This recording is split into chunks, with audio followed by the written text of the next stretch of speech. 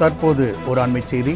செயற்கை நுண்ணறிவு தொழில்நுட்பம் மூலம் எதிர்காலத்தை நிர்ணயம் செய்வோம் என்று முதலமைச்சர் மு க ஸ்டாலின் தெரிவித்துள்ளதை அண்மைச் செய்தியாக பார்த்துக் கொண்டிருக்கின்றோம். அமெரிக்காவில் உள்ள BNY மெலான் நிறுவன அதிகாரிகளோடு ஆலோசனை நடத்திய பின்னர் முதலமைச்சர் மு க ஸ்டாலின் பதிவிட்டுள்ளார். முதலீடு ஈர்ப்பதற்காக அமெரிக்கா சென்றுள்ள முதலமைச்சர் மு க ஸ்டாலின் தற்பொழுது செயற்கை நுண்ணறிவு தொழில்நுட்பம் மூலம் எதிர்காலத்தை நிர்ணயம் செய்வோம் என்று தெரிவித்துள்ளதை நாம் அண்மைச் செய்தியாக பார்த்துக் கொண்டிருக்கின்றோம்.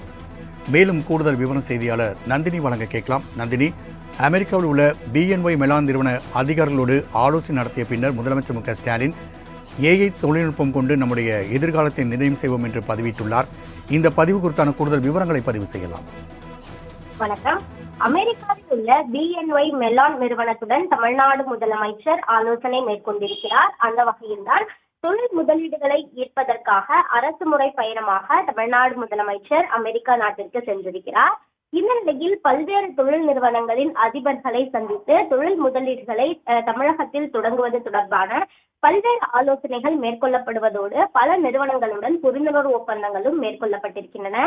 அந்த வகையில்தான் BNY மெலான் நிறுவனத்தின் தொழில் அதிபர்களுடன் தமிழ்நாடு முதலமைச்சர் AI தொடர்பான முக்கிய ஆலோசனையில் ஈடுபட்டிருக்கிறார். இது குறித்து தன்னுடைய எக்ஸல பக்கத்தில் பதிவிட்டுள்ள முதலமைச்சர் சாத்தியமான AI முதலீடு வாய்ப்புகளை ஆராய்வது குறித்து BNY மெலான் நிறுவனத்துடன் ஆக்கப்பூர்வ விவாதங்கள் நடத்தப்பட்டதாகவும் AI-யின் மாற்றங்கள் மற்றும் ஆற்றலை பயன்படுத்தி தொழில்நுட்பத்தின் மூலம் எதிர்காலத்தை தழுவுவோம் என தமிழ்நாடு முதலமைச்சர் தன்னுடைய எக்ஸல பக்கத்தில் பதிவை வெளியிட்டுள்ளது குறிப்பிடத்தக்கது. தகவலுக்கு நன்றி.